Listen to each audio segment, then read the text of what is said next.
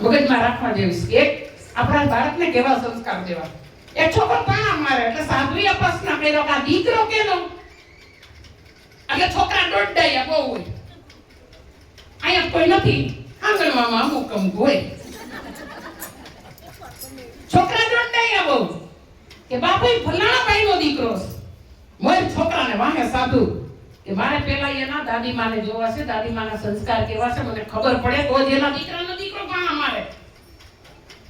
એના દાદીમાં ઓફિસમાં બેઠા બેઠા ચશ્મા ચડાવ્યા અને એક હાથમાં હોય ને દોરો લઈને ગોયદડું બનાવે, પણ 80-85 વર્ષ માજીના હો. હરિભજવાનો સમય.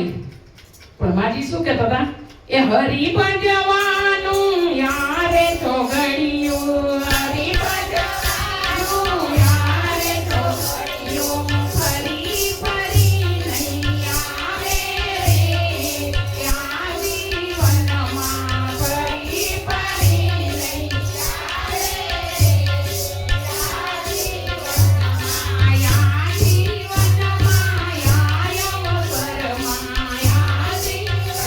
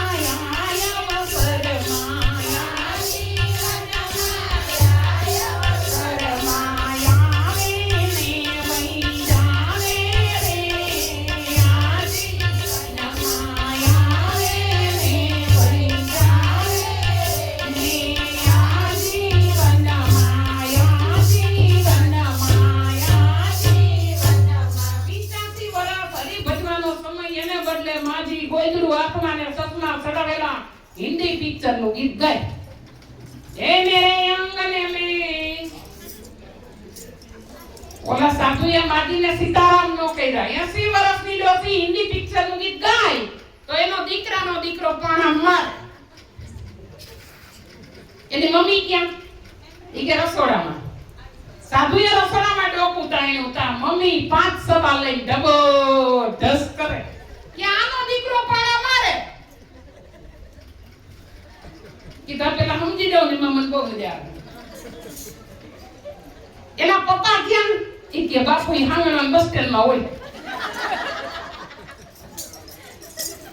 મોય છોકરાને વાહે સાધુ જા બસ સ્ટેન્ડે ગયા તા એનો બાપ ઉભો ઉભો મોય દાંડીએ રમે હો ભાઈ. સાધુ સીધા આશ્રમ ભેગા થઈ ગયા કાનો આખે આખો ઘણો દાદી ગયો. એટલે અમુક ને દાદી હોત જાય. એના સમયમાં તો ધ્યાન રાખવાનું કે બધા દાદી જાય. આનો ઘણો દાજી દિવસમાં સગારસાનો ઘણો સંત બીજો પલટે નહીં.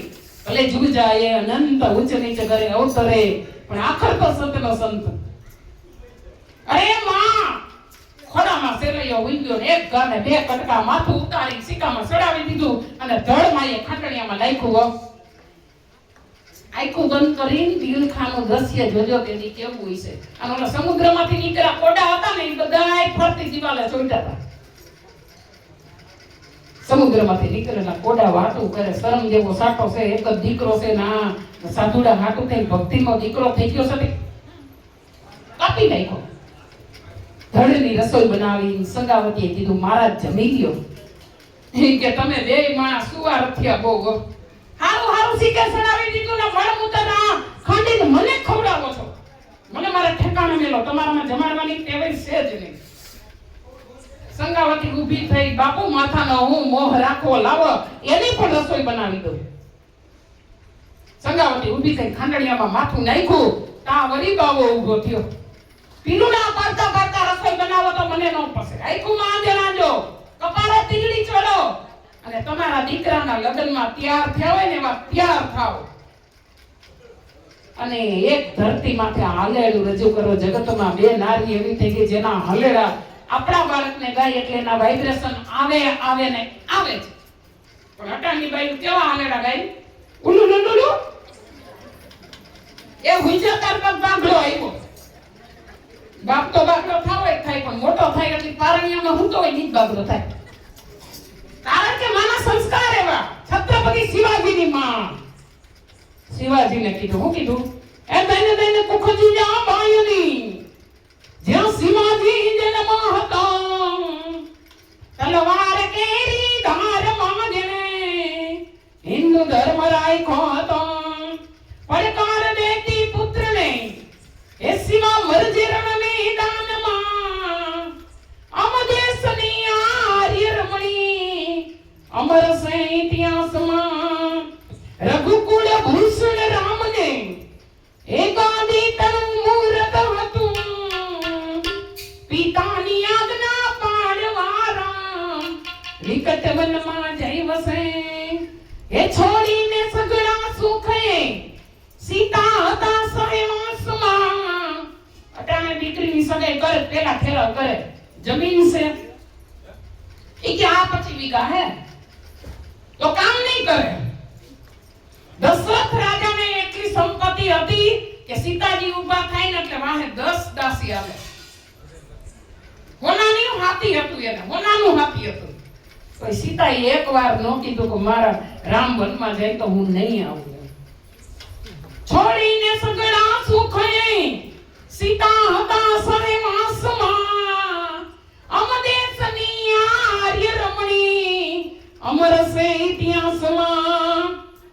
સલૈયાનું માથું લઈને આ ધરતીની માથે એમ કહેવાય કે સંગાવતીએ ખંડણીયામાં નાખ્યું ને હાથમાં હાંબેલું લીધું. બસ ઈ હાંબેલા માથે મારતી જાય ને હાંબેલું ગાતી જાય. કેવું ગાયું? હે મારી રોજી ગોળી નો